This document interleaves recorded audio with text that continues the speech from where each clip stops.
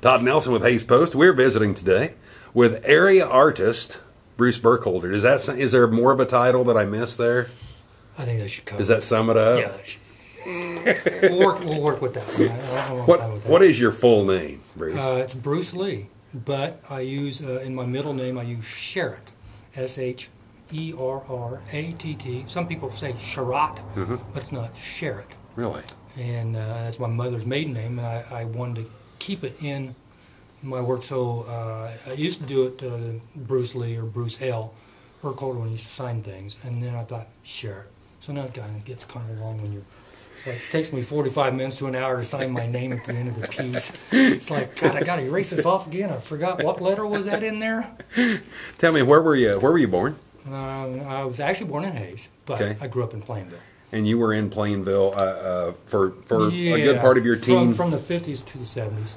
Tell me a little bit about your folks and growing up in Plainville. Owned a grocery store when I was growing up as a kid.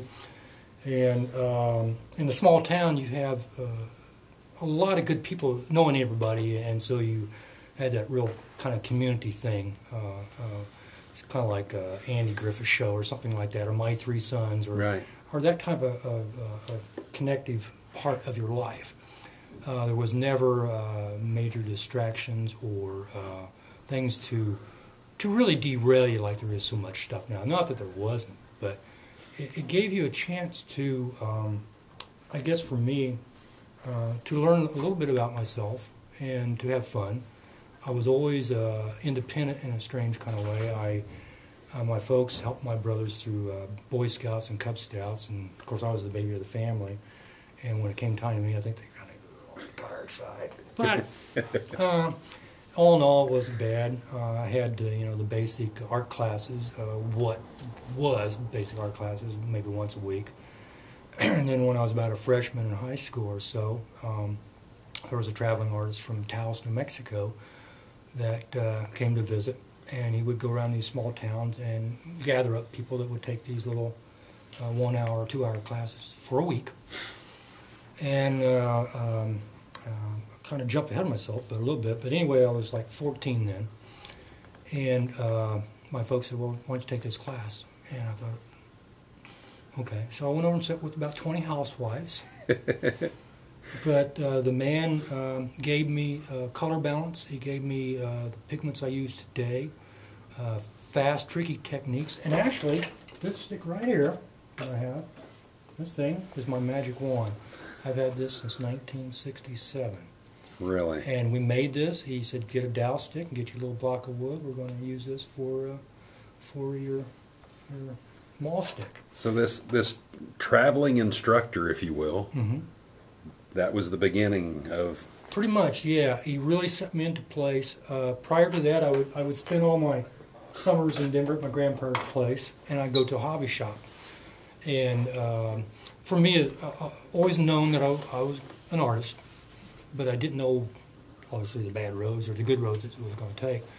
But jumbo crayons when I was 5 years old turned me on like you would. Man, I couldn't wait to get my box of crayons out. Man, I was going to crank on those. And then one Christmas morning, I think I was 7 years old, and my middle brother got me a John Nagy drawing outfit with charcoal sticks and that kind of thing. I thought, okay, that's it.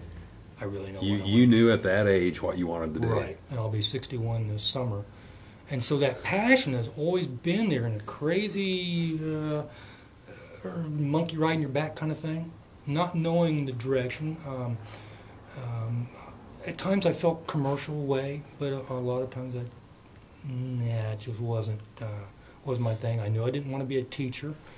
I didn't think, the way my mind is, basically I'm a space cadet, probably absent-minded or whatever. It's like, how do I sit there and paint? I don't know.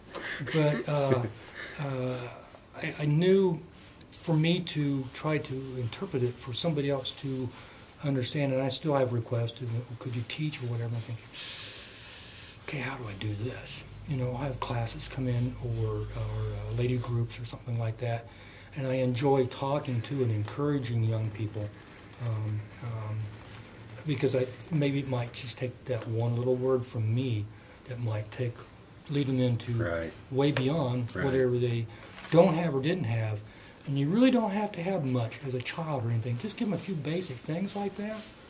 Turn them loose. Turn them loose, because if their mind is there, encourage it. Don't, I mean, if you're doing stick people and well, I can't draw, but that stick people is still a creative process. If you're sitting at the phone and you're scribbling and doing all kinds of weird things, it's still a process. Right. It's just because I paint realism doesn't mean that I don't love all the other textures of what's taking place. It's like the sharing of music with other musicians or writers or whatever. It's kind of magical in a way. I find myself at late at night sometimes when I should be sleeping, and I'll have these little one-liners I'll put up on Facebook or something like that. I don't know where they come from. It's like, leave me alone. I just got the computer turned off. I don't want to turn it on again. I know these aren't going to make any sense, but they sure make sense to me or whatever. But it's kind of the way I used to learn how to paint. If I didn't understand it, maybe that night or something during that process of thinking, it would kind of come to me and the stages would go. And it was kind of from the man from Taos. He gave me the brushes. He gave me the pigments.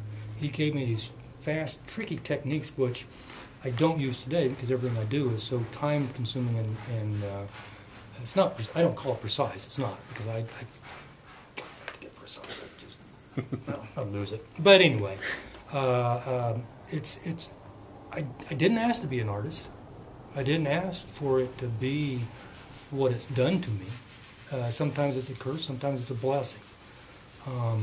But for me as a religious person, it's a God-given gift. Right. Others can call it what they want or whatever, or they just have it, and that's fine.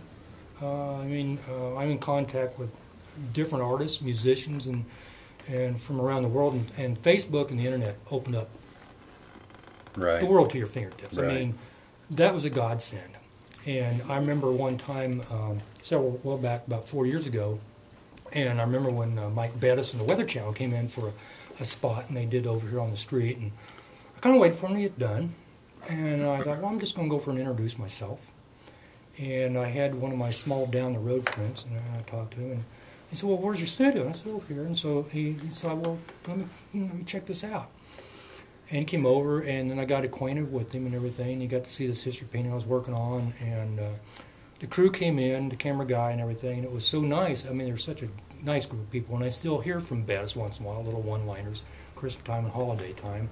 I know how to reach him if I have to.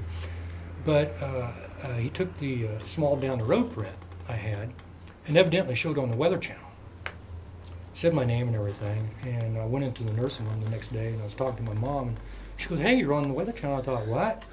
She goes, yeah, you're on the Weather Channel. Well, then I came back to my studio and went online, and I had all these hits, basically, and then that's when I started getting all these other new contacts with other artists, were producers of music and well-known artists. Right.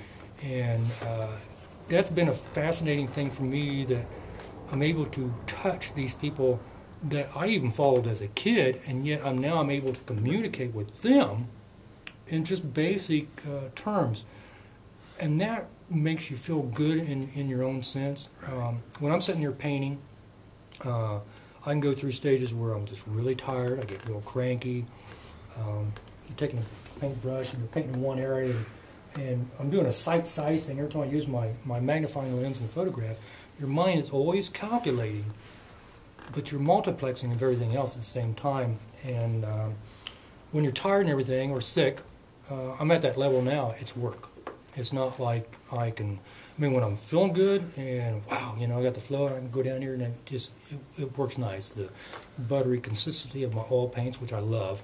A lot of people have gone to acrylics, but I still like my old basic hands-on traditional oil paints. Right. To me, they have a certain body to them or something like that. But in '78, I had paint cleaner damage done to my body, and I had to relearn to start trusting the chemicals that I use now. I still use turpentines, I still use mineral spirits, but I don't use spray paints, and then if I do, I wear a respirator. The chemical damage was in some paint cleaner chemicals. There was 3 of them. Some of the chemicals are actually used in fingernail polish and some of those things, deadly stuff. But it went in through my sinuses, it destroyed my nerves on the left side of my body. I wasn't numb, but I couldn't feel anything. My hand in hot and cold water, put up against the wall, and it's like it was going through it. But it took me 3 doctors and almost 3 years before I could actually feel comfortable of being around my oil paints again, and let alone having the fear of working with these chemicals. But this is what I've known. The oil paints were my thing. I like acrylics every once in a while. You know, the watercolors are instant. You can do a different kind of flow with them and everything. It's just not the same. And then in the 80s, when I got connected with computer stuff, boy, that was, you know, exciting times. Little programs, you get these little neat little just outline drawings or something, and just, boy, this is way cool. Right. And then I started to learn, try to do a little bit of programming and things like that, and my mind didn't allow that. Electronics and that I enjoyed because it was kind of an escapism of my art, but yet in a technical way. It taught me to focus on different things to try to mentally sort things out. Fantastic. And I think that's what leads me to it. You are today in your own studio in downtown Hayes. Correct. It's been a long road to end up down here. Right, yeah. A couple of specific moments that were, I suppose you could call them life-changing, and one of them has to do with a artist cohort of yours named Pete Felton. Ah, yes. Pete was a true-to-life lifesaver for me.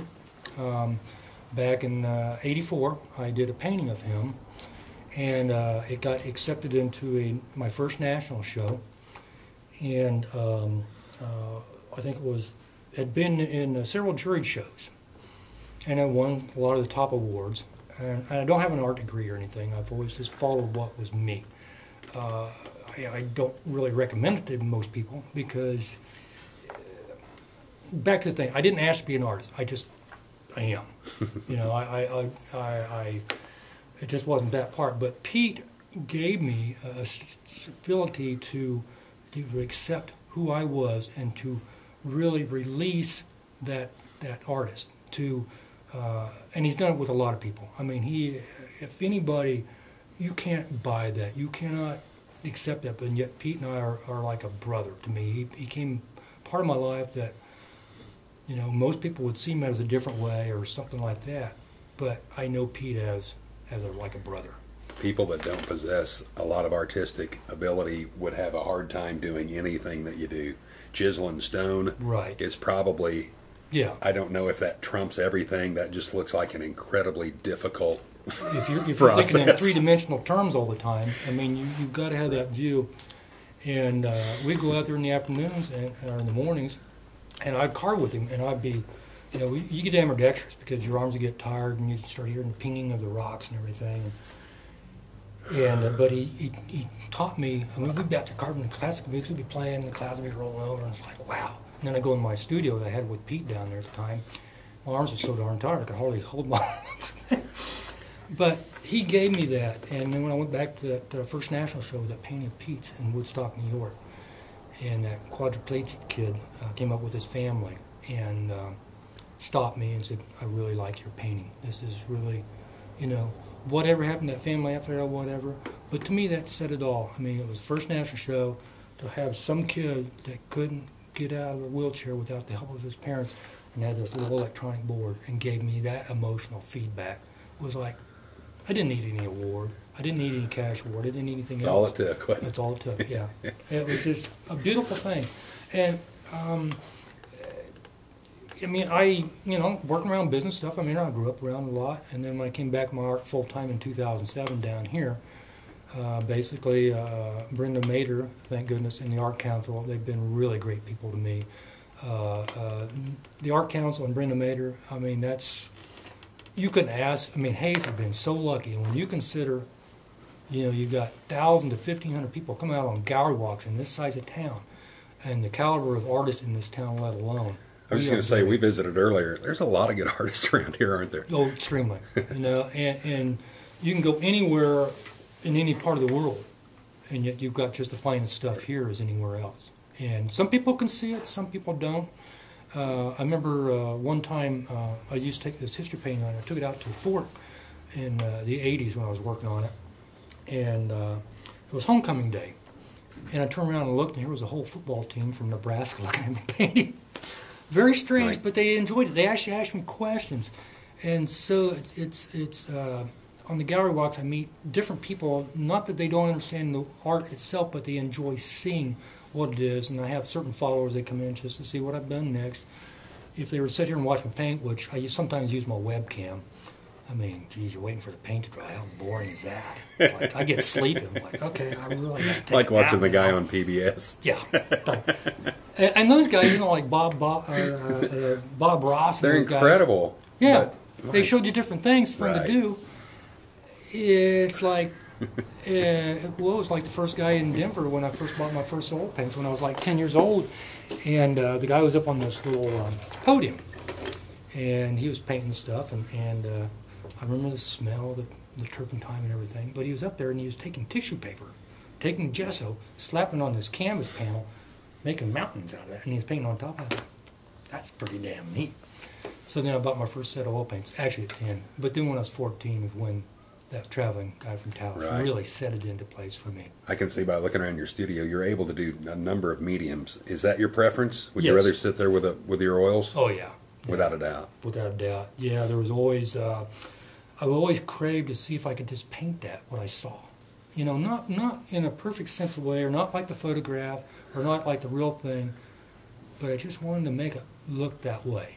Obviously, there's fast, tricky techniques and that, especially with the new digital artists. I mean, you look at that stuff and think, wow. And these guys will print it on canvas to make it look like a painting. But there's no replacing that brush stroke. There's no brush stroke that will ever be the same. It's getting your mind and your hand and your brushes and obviously the little spot brushes. I mean, they're nothing. I mean, they're just Right. these little points. Right. And I spend the whole time trying to do a whole canvas with these little boogers. It's like, yeah, these guys screws loose on me. Or my mother would say, you got some loose marbles there. I can't find my marbles. But that's always driven me. Right. Well, from a wannabe artist to an actual artist, congratulations on being able to do what you do and just do that, because Thanks. I know it takes a long time to get to that point. Yeah, That's fantastic. I appreciate it. Yeah. Let's dump the art for a second, as Okay. hard as it is. Okay. What's your favorite food? Favorite food? Oh boy. I would say my folks were great cooks. Obviously, owning a grocery store. That helps.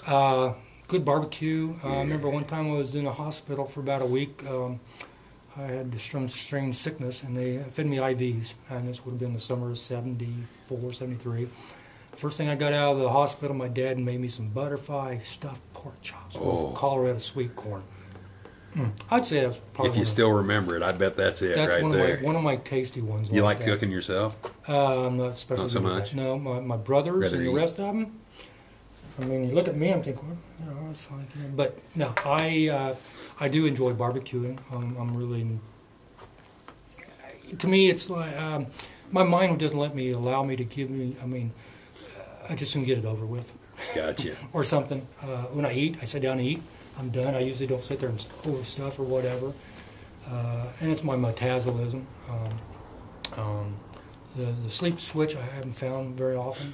That's always been a bad thing and a good thing. It allows you to, of course, well, there's just too much to turn off.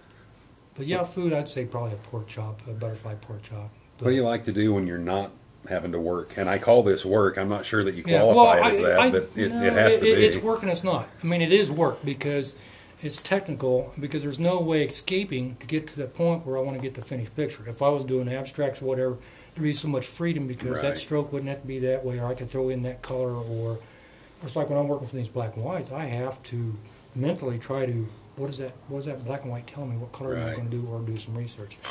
In the meantime, I love electronics. I like tearing down old stereo systems, cameras, photography. That part, of course, photography has always been the research or the backbone of my paintings that I do. Not always, but it's always there. Right. You can bring certain things into your studio and you look at it if you don't see it in the photograph. But when I try to do my paintings through my photography, I learned that my depth of field is more related to it that way. Instead of Right. painting a realism where it's kind of seems like it's all in one flat dimensional wheel, it's really great. But through my photography, I learned the dimensional part of it, and so I try to achieve that. And then obviously music. Oh God, music's always in the background. I'm painting. I love all genres of music, country, rock and roll. Obviously, I grew up with rock and roll to a certain degree, but I grew up with classical music through my folks. They sang, played oboe, flutes, clarinets, organs, you name it, piano. I tried a little bit of piano, except that didn't work too well. You're a listener. Imagine that. I can't get the left side going here. What was it, bass clef or something like that?